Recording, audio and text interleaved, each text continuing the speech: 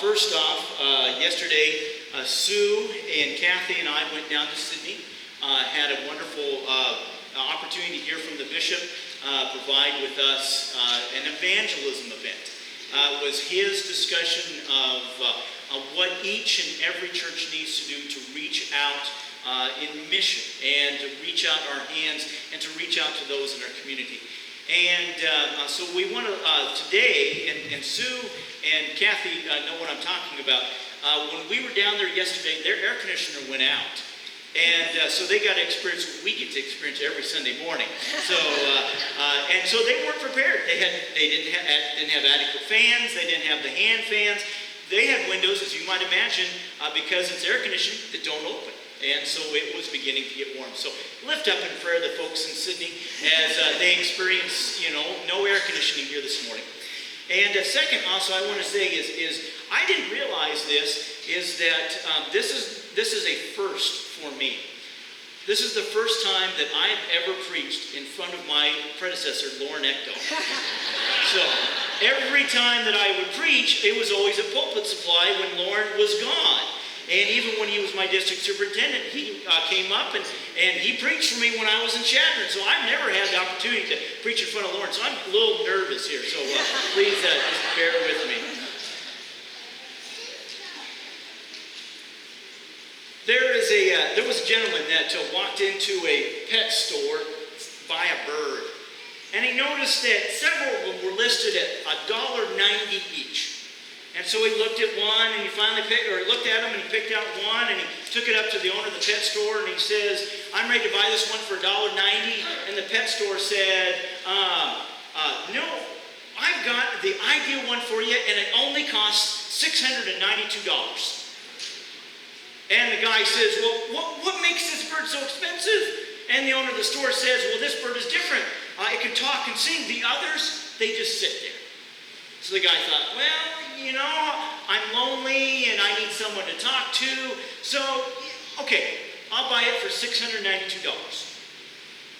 Next day, that man, he goes into the pet store to complain. He says, "I paid $692 for that bird and it doesn't talk and it doesn't sing." And the owner says, "Did you buy a mirror?" And the guy says, "No." The owner says, "Well, if you buy a mirror, the bird will look at itself, and I guarantee you it will talk. I've got one right on the shelf here for $23. So the guy buys the mirror. The next day, he returns quite irate, and he says, "That bird, he looked at itself, and he still doesn't talk, it still doesn't sing." "Impossible," says the owner. "I have the same type of bird, and just today, he got up, he looked at himself, and ran up and down the ladder." With that, the guy stopped, he said, "Ladder? I don't have a ladder." And the owner says, "Well, I got one right on the shelf here for $27. Bird cannot talk and sing until it's had its exercise." And so over 3 days, he bought a mirror and a ladder and a swing. Well, at the end of the week, the man came into the bird store, or the pet store, in tears. He says, "That bird, he looked at himself in the mirror, he climbed up and down his ladder, he swung on his swing, and he keeled over dead in his bath." And the owner of the pet store said, "Did he ever talk?" And the man says, "Yes, just before he died, he looked at me and he said, 'Don't they sell any food at that bird store?'"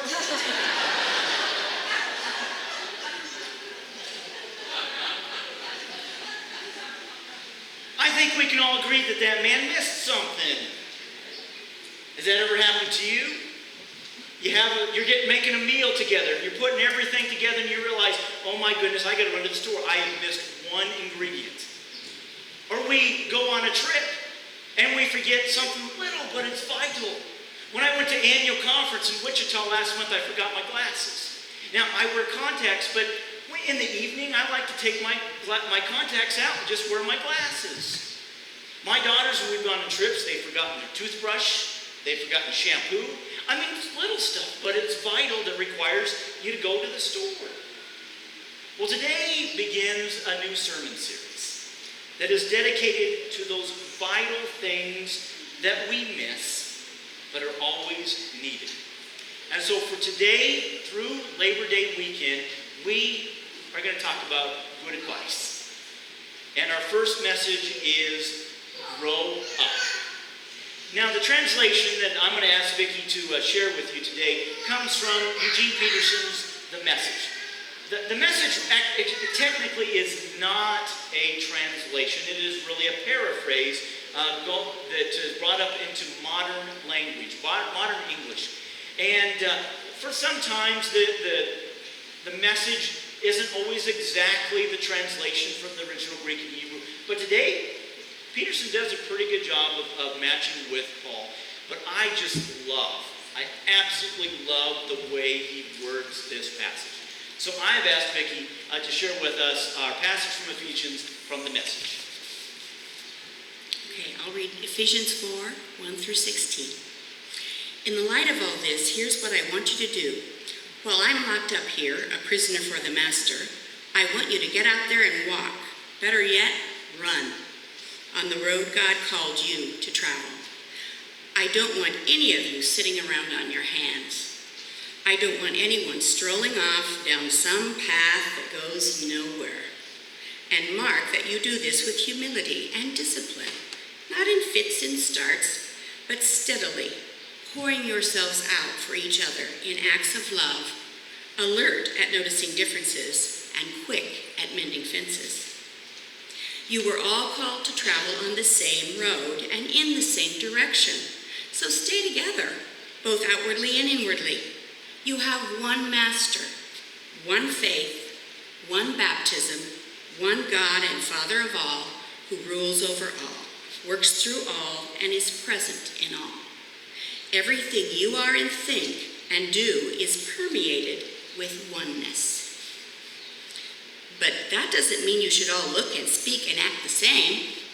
Out of the generosity of Christ, each of us is given his own gift.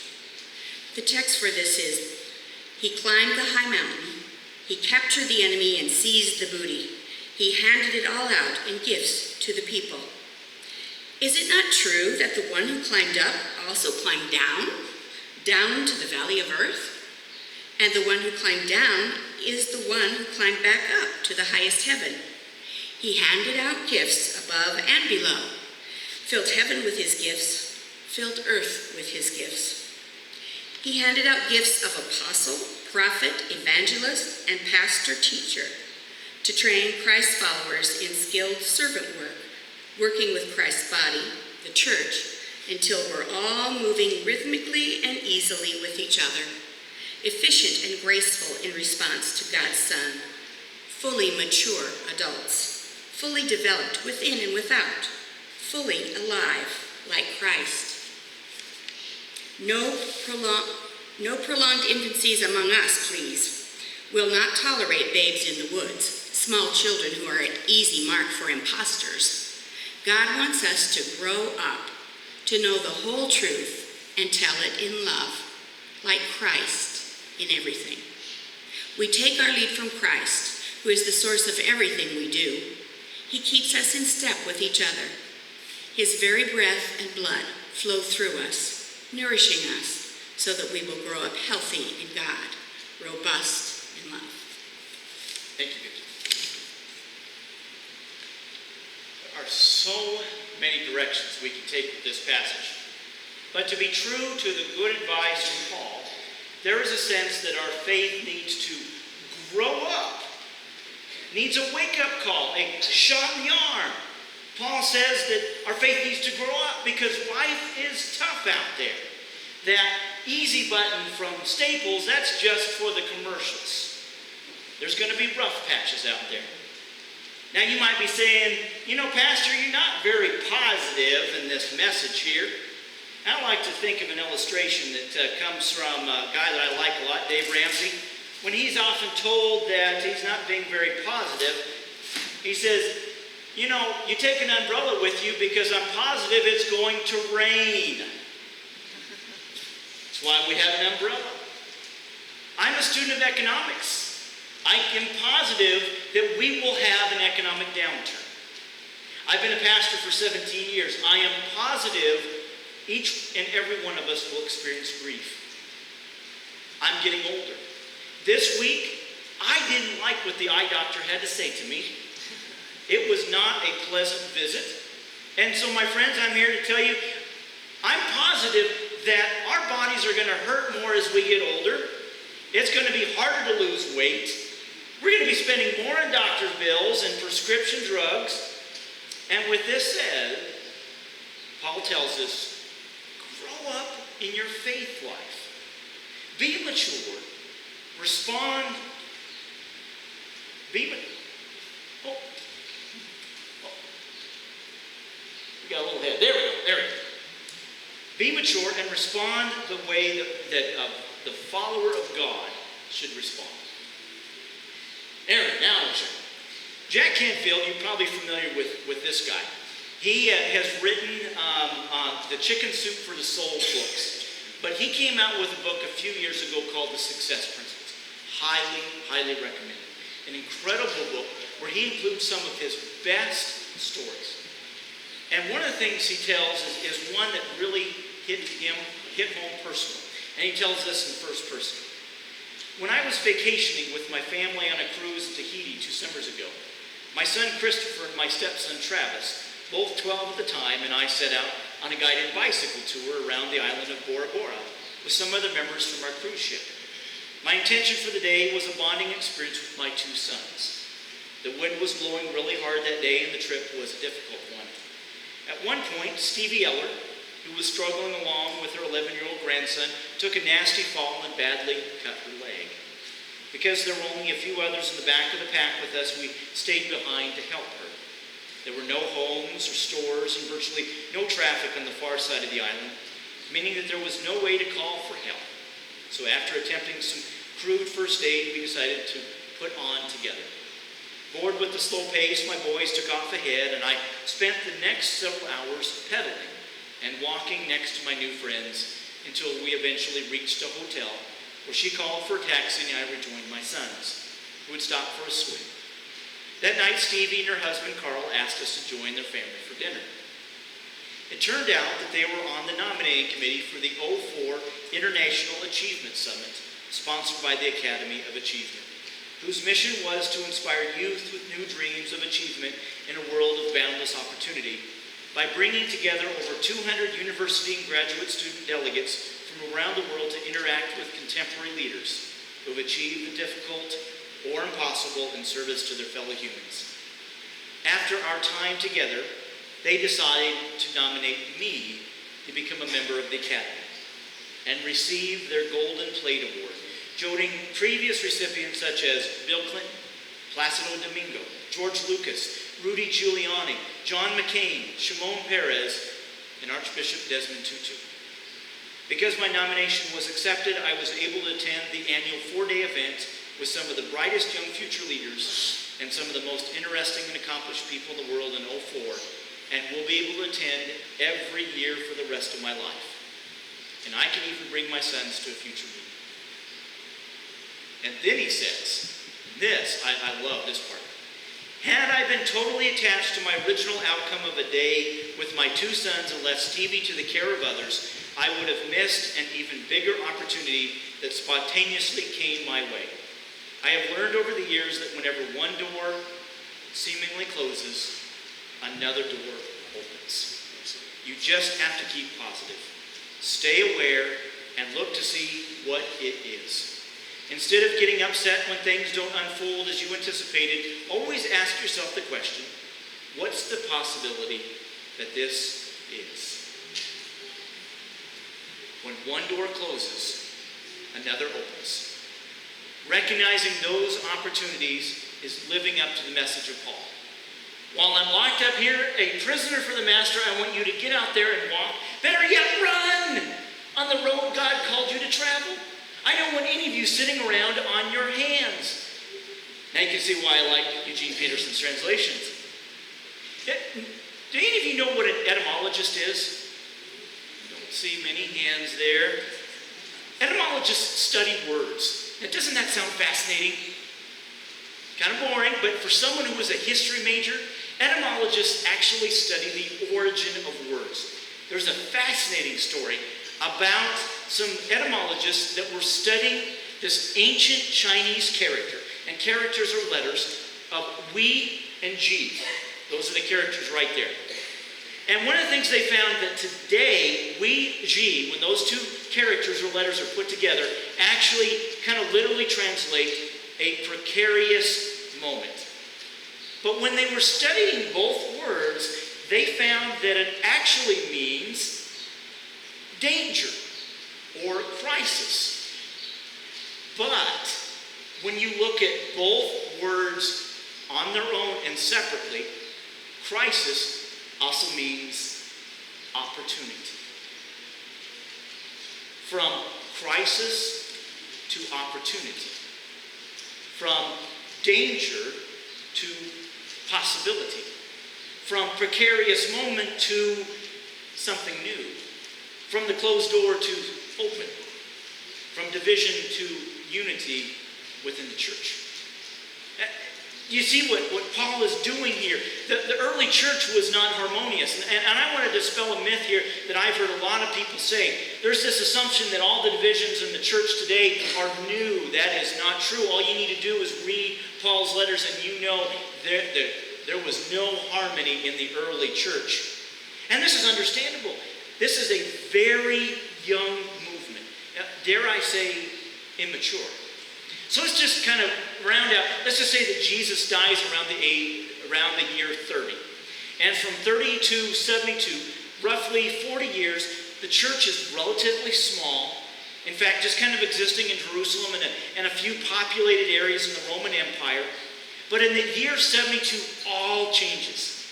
Because during that period of time, Jerusalem and Israel is in open rebellion against Rome. And in the year 72, Rome had it. They are not going to tolerate an open rebellion in their backyard. And so what they do is they destroy Jerusalem. Many of you have seen this picture. It's called the Temple Mount.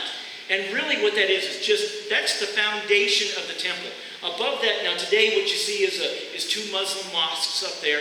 But that was where the temple was. Because Rome went up there and they destroyed everything. Leveled not only the temple, but entire Jerusalem. And as you might imagine, Jews and the early Christians, they left in droves from Jerusalem. And they went out to cities, Corinth, and Rome, and Philippi, and Thessalonica, and Ephesus, and Colossae. Recognize those names? Those are the churches that Paul wrote to. And so you have this influx of people. And as you might imagine, they're dealing with this unique challenge. External, the Roman Empire, I bet, was watching those early churches. And internal. All these new people are moving into their community. They've got new ideas. They've got new beliefs. As you might imagine, the church has only been around for a few years. They're in its infancy. And Paul is doing his best, going around visiting or preaching. But the problem is, Paul is a little truthful. In fact, as the scripture begins today, he says that he is in jail. And so in the midst of his struggle, and in the crisis that is in Ephesus, he is attempting to encourage people to not give up hope. But only if you allow your faith to grow up. Only if you allow your faith to grow up a little. In fact, he is saying here, now is the time for mature faith. Now is the time not to live crisis to crisis. Now is the time to leave your grudges at the door. Now is the time to realize that a crisis is an opportunity. Things will get better. We don't have to fear the future. A mature faith means walking into the unknown with the certainty that God is with you. A mature faith doesn't mean that we can't be scared. It's scary to go into the unknown. It doesn't mean that bad things won't happen. It will. But a mature faith, Paul is saying, is moving past those differences to something greater. And the best part is Paul is saying, stop it. Stop acting like a child, or what I like to say, doing childlike things, because Paul is saying, you're a grown-up. So do grown-up things, mature, and trust God in everything you do. Laura McReynolds writes a wonderful piece based on a great sketch starring Bob Newhart. Maybe you heard about it. It's on Mad TV. Bob Newhart plays none else a psychiatrist. And his patient tells him that she has a pathological fear of being buried alive in a box. And he has 2 words of wisdom for her. Stop it! In fact, we're going to show you just a segment off of YouTube from this wonderful sketch. About the problem that you wish to address. Oh, okay. Well, I have this fear of being buried alive in a box. I start thinking about being buried alive and I begin to panic. Has anyone ever tried to bury you alive in a box? No, but truly thinking about it does make my life horrible. I mean, I can't go through tunnels or be in an elevator or in a house, anything boxy. So what you're saying is you're claustrophobic. Yes, that's it. All right, well, let's go, Catherine. I'm going to say 2 words to you right now. I want you to listen to them very, very carefully. Then I want you to take them out of the office with you and incorporate them into your life. Shall I write them down? Well, if it makes you comfortable, it's just 2 words. We find most people can remember them. Okay. You ready? Yes. Okay, you're there. Stop it!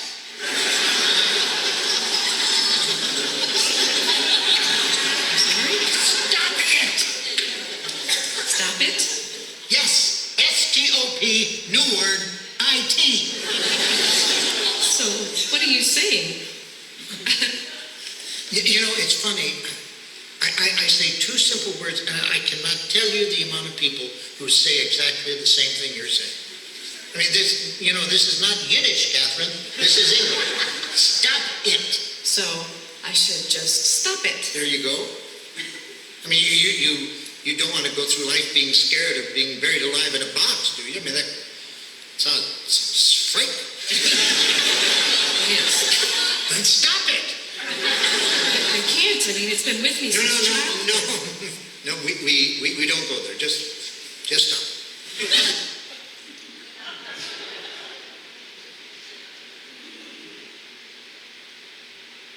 Well, somewhat taken aback, she goes on to detail her other issues. She's bulimic, she's been stuck in a series of abusive relationships, she's a compulsive hand washer.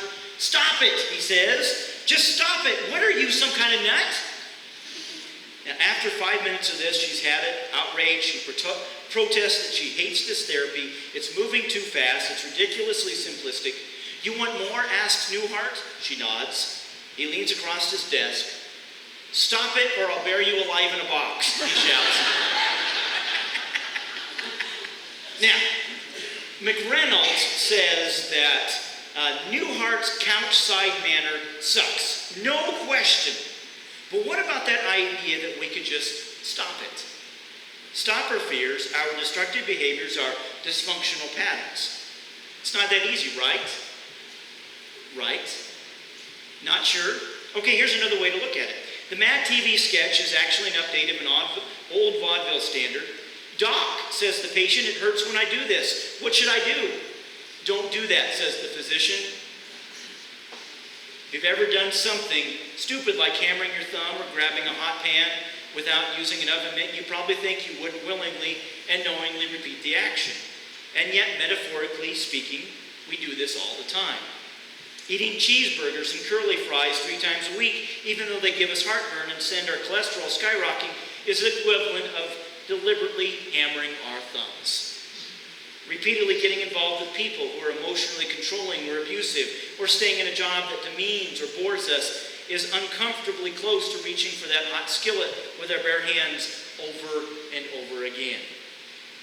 Or what about 70% of Americans who are living paycheck to paycheck, using one credit card to pay off another, or believing that we will always have a car payment? The difference is the intense pain of physical trauma is immediate and obvious. You know you're hurt. Probably everyone within swearing distance knows you're hurt. But emotional pain isn't always so easy to see. It sneaks up on us slowly, disguised as companionship, as approval, as comfort, as the familiar, as our sense of identity. Sometimes we're not even consciously aware of it. And even when we are, we tell ourselves things to make it seem okay. It's not so bad. Things could be worse. It's just the way things are, right? Right? When it comes to breaking destructive behavior patterns, overcoming crippling fear and challenging painful beliefs and limiting thoughts, can we just stop it? Yes, with a few caveats. In order to stop it, we've got to be aware of the pattern in the first place. We've got to be willing to look at it unflinchingly and at what our part is in perpetuating it. We've got to want to stop it. But probably the biggest difference between actually stopping it and reflexively repeating it is finding a different thought, a different pattern, or a different tool to grab onto when the thing that triggers that old behavior pattern or fear rears its ugly head. We're much more likely to keep grabbing that hot skillet with our bare hands if there isn't a pot holder when we really need it. What are the ways in which you keep yourself small, hurt yourself, or let yourself down? As you become aware of them, ask yourself if you're willing to accept that kind of pain in your life, and if not, what are you willing to do about it? Well, I'd like to add, one definition of insanity is doing the same thing over and over and expecting different results. So as McReynolds concludes, so take a look, a good hard look, and find the better thought, the freeing belief, the healthier pattern, the pot holder, if you will, and then yes, stop. From Paul to the ancient Chinese to Bob Newhart, the good advice is the same. When we're children, we did childlike things. But when we grew up, we see things as adults. And if that sounds familiar, it actually comes from Paul's letter to Corinth. And you've probably heard it a lot at weddings, because it's part of that passage. Our faith life is no different.